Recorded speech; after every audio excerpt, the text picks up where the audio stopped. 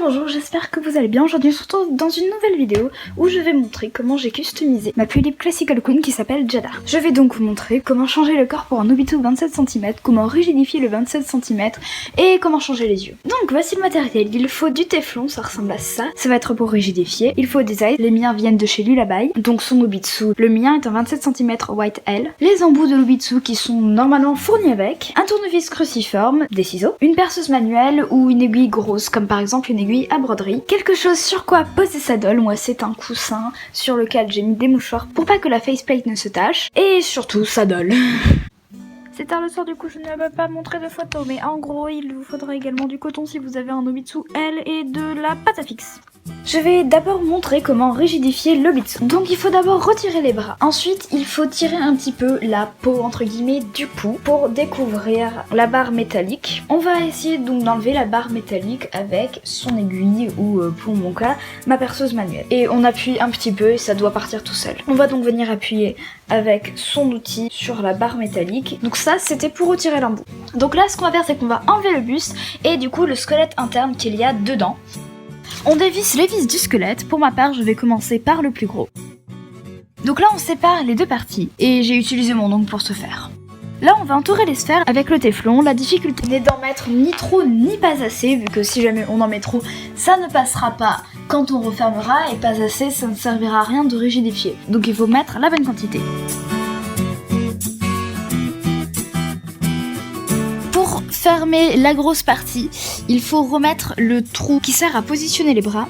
Ensuite, on met la sphère qui est toujours reliée à la plus petite partie du squelette dans le trou prévu pour. On emboîte le bas sur le haut et on revisse.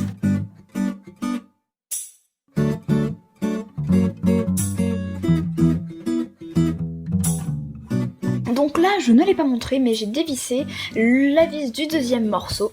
Donc on suit le même procédé que pour le premier. C'est assez galère de revisser parce que les bouts n'arrêtent pas de se barrer, c'est insupportable.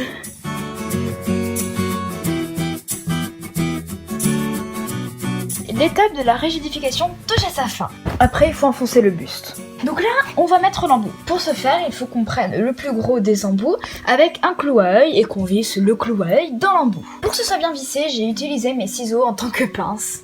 Quand c'est bien vissé, il faut remettre l'embout en enfonçant un petit peu la barre cylindrique, puis en la poussant quand on est sûr que la barre est dirigée vers le clou à œil. Et enfin on remet les bras. Par la suite j'ai rajouté du téflon sur la partie enfoncée dans le corps parce qu'il était un petit peu trop lâché à mon goût, mais j'ai pas filmé. Et puis comme ça en Nobitsu L, la poitrine est extrêmement molle, du coup j'ai enfoncé un petit peu de coton dedans. Pour faire le tutoriel de la rigidification, je me suis servi du tuto de Beyond the Soul. Pour les aises, alors d'abord il faut enlever la wig. Moi je n'ai pas eu de problème vu que comme ma doll a été achetée d'occasion, sa wig d'origine avait déjà été enlevée. Après, quand on a devant soi le crâne nu, on dévisse les 3 vis. Une fois cela fait, en forçant tout doucement et très légèrement, on peut enlever la partie arrière. On enlève délicatement les 2 ressorts des paupières à la main et ensuite on dévisse le mécanisme.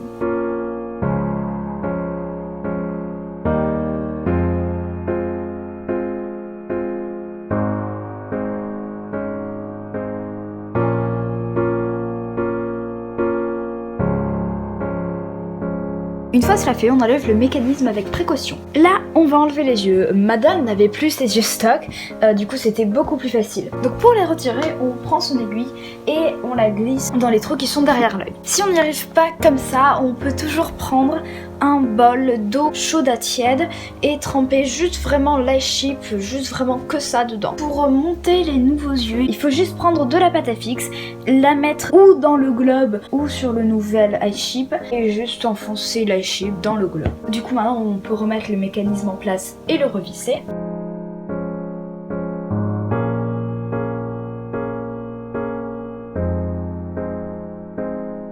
Voici la tronche de ma doll. On va remettre les ressorts. Et on va prendre son aiguille, parce que son aiguille, pour moi c'était toujours la perceuse manuelle, vous avez compris. Vraiment essayer de prendre, il n'y a pas de technique pour ça, faut juste galérer. Néanmoins j'ai trouvé que c'était beaucoup plus facile avec l'aiguille qu'avec la pince à épiler. Alors vous pouvez avoir le même problème que ce que j'ai eu, c'est-à-dire que la doll a une paupière à moitié fermée. Alors pour régler c'est très simple, vous voyez en image il y a un petit bout qui dépasse dans la tête et vous appuyez juste dessus et normalement ça devrait se remettre en place tout droit. Pour le corps je n'ai pas filmé parce que j'ai eu quelques petits soucis, c'est-à-dire que mon Nobitsu, donc tout s'est passé bien jusque là comme vous avez vu. Cependant, j'étais censée couper l'embout avec ma meuleuse manuelle, donc je coupe. J'ai réussi à couper. J'ai laissé trop de marge, du coup il faut que je repasse dessus, qu'il faut prendre un modèle, le corps stock ou le Nobitsu précédent pour couper à la bonne hauteur. Donc je ponce, et là ma meuleuse manuelle commence vraiment, elle ne marche pas plus de 5 secondes d'affilée sans s'éteindre.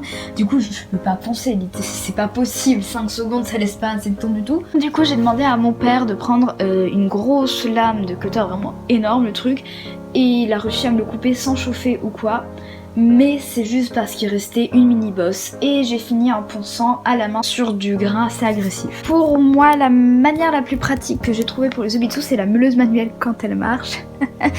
J'avais testé la technique du cutter chauffé, c'est la technique de bien dessous ça, il me semble d'origine, et j'ai trouvé ça juste pas pratique du tout, j'avais peur de me brûler, et juste ma lame ne restait pas assez chaude pour couper l'embout. Pour remonter dans le mécanisme, vous remettez les boutons qui servent à fermer les yeux, et ensuite vous avez juste à revisser et à mettre votre wig.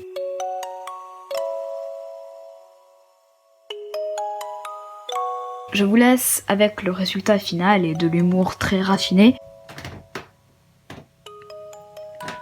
Lumos.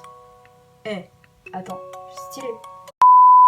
Voilà, merci Elika du passé pour cette intervention extrêmement pertinente. Donc voilà, si vous avez aimé cette vidéo, n'hésitez pas à le liker, à commenter Rest in Peace la meuleuse manuelle d'Elika dans les commentaires. Et bah voilà, n'hésitez pas à liker, donc comme je l'ai dit, lâcher un commentaire, à vous abonner. Bon bah, au revoir.